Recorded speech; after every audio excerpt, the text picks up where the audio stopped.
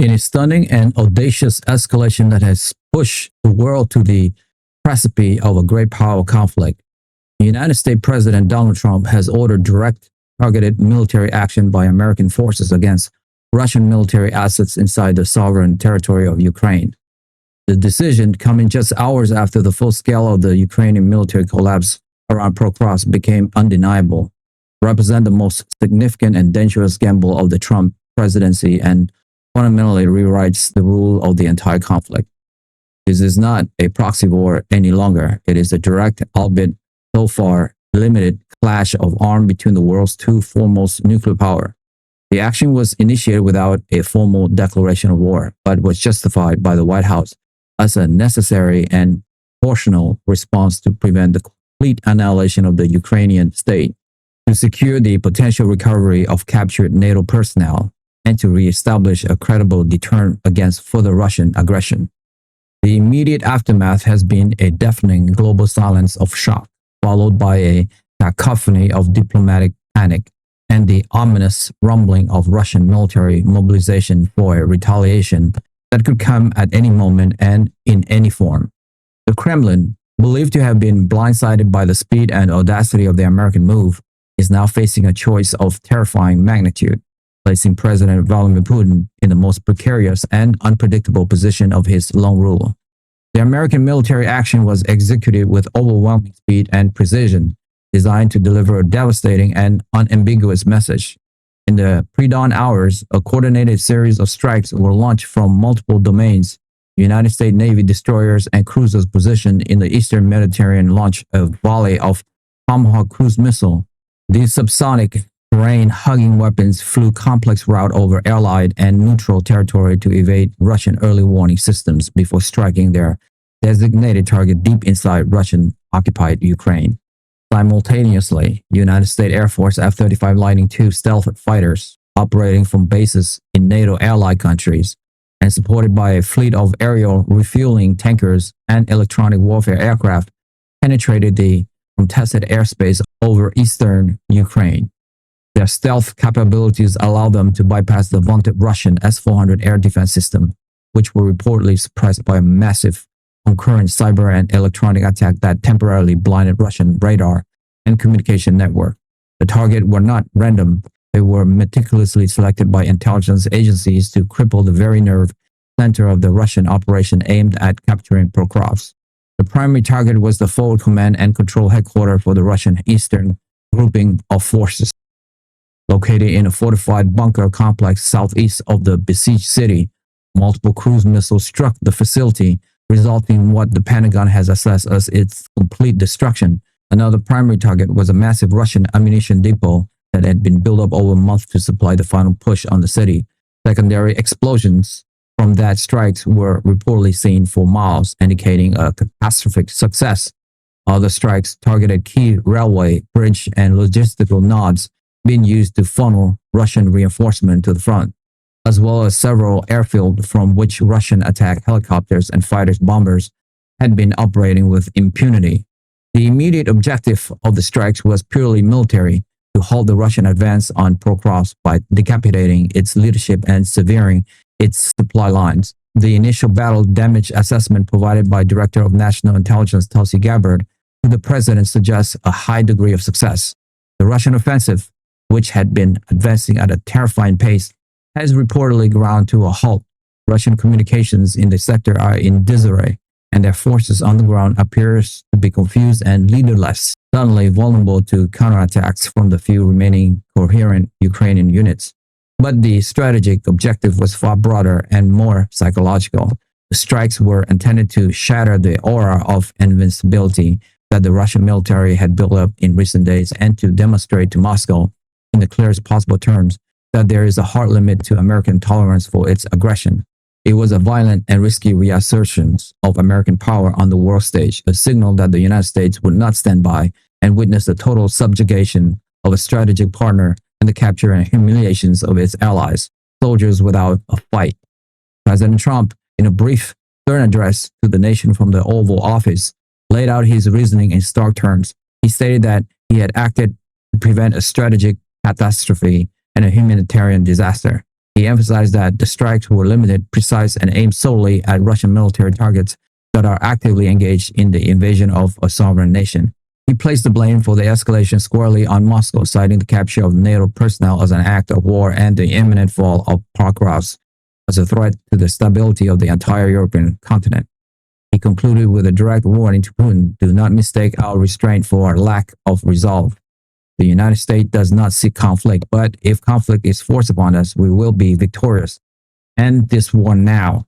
Behind the scene, the decision to launch the strike was the culmination of 48 hours of intense and reportedly contentious debate within the highest level of the Trump administration.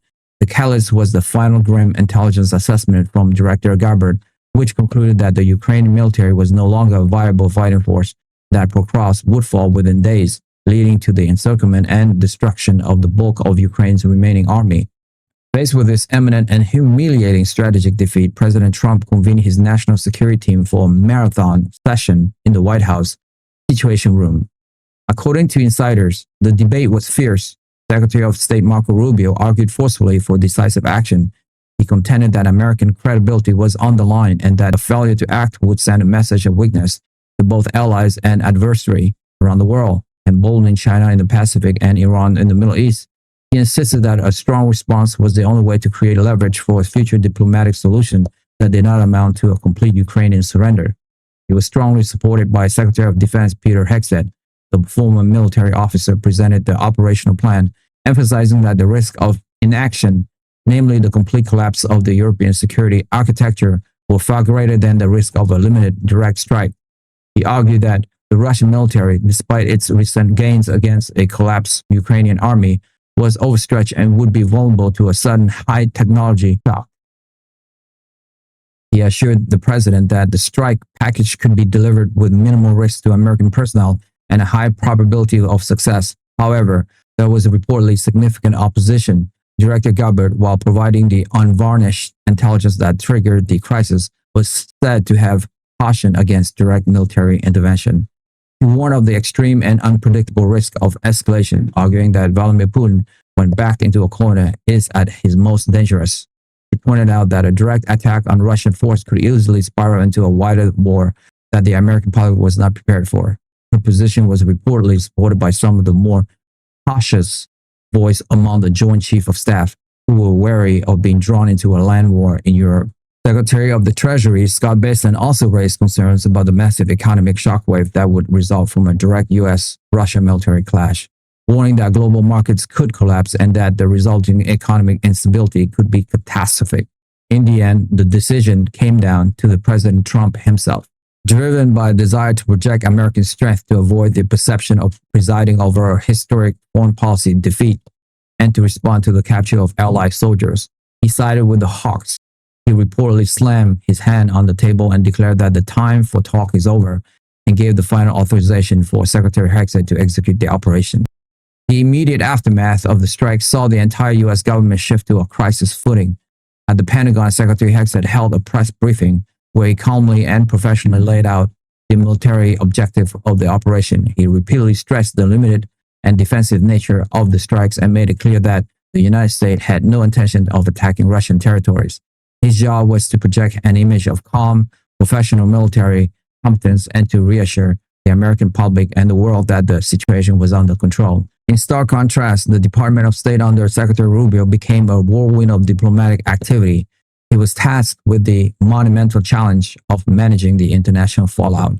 He spent hours on secure phone lines with his counterparts in NATO and around the world to key allies like the United Kingdom and Poland, who were likely given a last-minute heads up. The message was one of solidarity and shared resolve.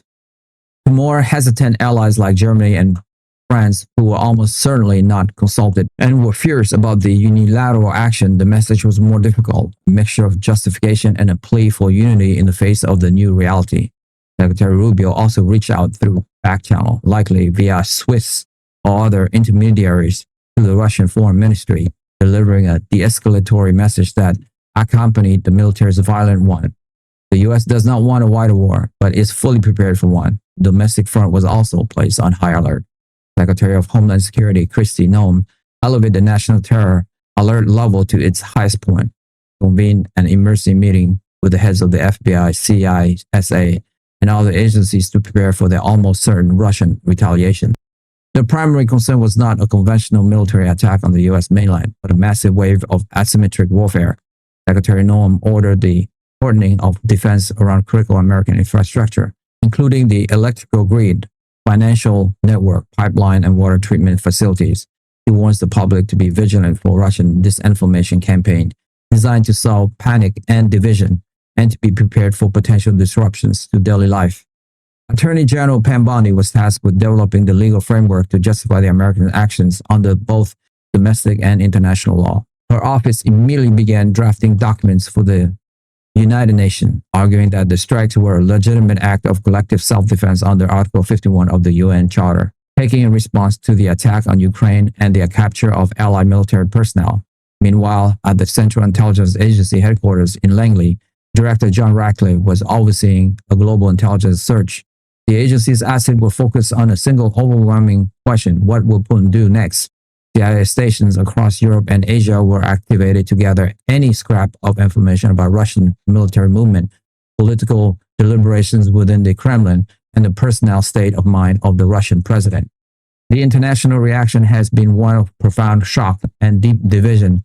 An emergency session of the UN Security Council was called, which quickly descended into a vitriolic shouting match between U.S. and Russian ambassador. The Russian representative accused the United States of being a rogue state and an international pirate, and vowed that the unprovoked aggression would not go unanswered. The NATO alliance, the bedrock of Western security, is facing its greatest internal crisis in decades.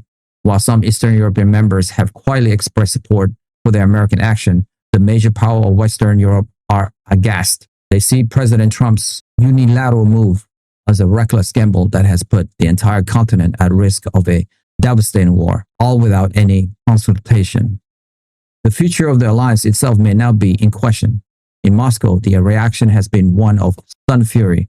Russian state television, after a brief period of confusion, is now broadcasting nonstop patriotic fervor, calling for revenge against the United States. President Putin convened an emergency late-night meeting of his Security Council at the Kremlin.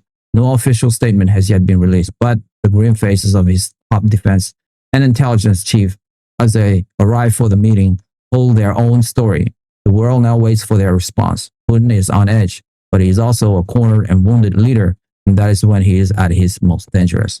The American strikes may have halted the advance on Pokrovsk, but they have also ignited a fuse that leads directly to the Kremlin, and no one on earth knows how short that fuse is. Many of my listeners, like 70%, haven't subscribed to my YouTube channel, and so many of you don't even know that you haven't subscribed. And that is actually what makes the show go in. It's almost like you're making a donation to the show. So that's why I ask again and again, because it enables us to grow and grow and grow.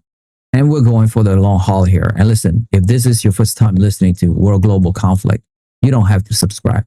You guys, your first one's on me. But if you have watched this show before, it's like you are a freeloader now. So all I would ask is, if you have seen the show before and you like it, help me, help my team here. Hit that subscribe and like button now, and we will continue to build this show for you. That I swear. Thank you to all of you guys who have subscribed. It means a lot to me. Thank you so much. That's all for me for today. I will see you soon. Bye for now.